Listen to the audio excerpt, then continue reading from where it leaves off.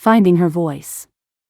Sadie stared at the blinking cursor on her laptop screen, a digital metronome counting down the seconds of her wasted life.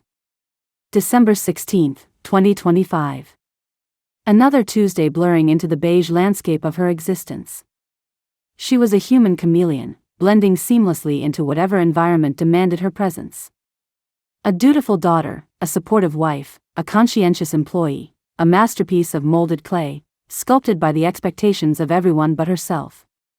Her husband, Mark, a man whose ambition outweighed his empathy, wanted a wife who hosted perfect dinner parties and climbed the social ladder with him.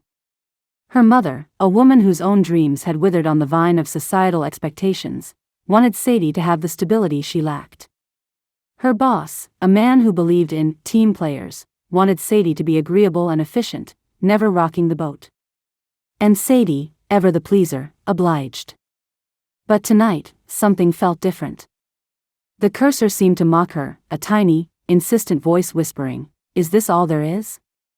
She'd stumbled across a writing contest online, a small, independent magazine seeking submissions under 1,200 words. The theme? Finding your voice. The irony wasn't lost on her. She started typing, hesitantly at first, her fingers clumsy on the keyboard. She wrote about the suffocating weight of expectations, the constant pressure to be someone she wasn't. She wrote about the quiet rebellion simmering beneath her placid surface, the yearning for something more. She wrote about the color beige and how much she hated it. The words poured out of her, a torrent of pent-up emotions she hadn't realized she possessed. She wrote about the time she secretly enrolled in a pottery class, only to drop it when Mark scoffed at the impracticality of art. She wrote about the dreams she'd buried, the passions she'd stifled, the woman she'd allowed to fade into the background. As she wrote, she felt a strange lightness, a shedding of layers. The words were raw, honest, and unapologetically hers. She didn't worry about grammar or structure, about what Mark or her mother or her boss would think. She just wrote. When she finally reached 1198 words, she stopped. She read through what she'd written, a mixture of fear and exhilaration churning in her stomach. It wasn't perfect, but it was real. It was her. With trembling fingers, she clicked submit. The act felt like a small act of defiance, a tiny crack in the carefully constructed facade of her life. The next morning, Mark barely glanced at her as he rushed off to work. Her mother called, reminding her about the upcoming charity gala. Her boss piled on more work, praising her dependability. But Sadie didn't hear them. She was too busy listening to the faint echo of her own voice, a voice that had been silent for too long, finally finding its way into the world, one word at a time. And for the first time in a long time, Sadie smiled. The beige was starting to crack. The latte was lukewarm, just like Sadie's enthusiasm for the Tuesday morning marketing meeting. She sat perched on the edge of her chair, a perfectly tailored navy suit swallowing her small frame. Everything about Sadie, from her meticulously highlighted hair to her sensible heels, screamed corporate success. Except, inside, Sadie was screaming louder. For years, she'd been sculpting herself to fit the mold, the ambitious daughter, the supportive wife, the reliable employee.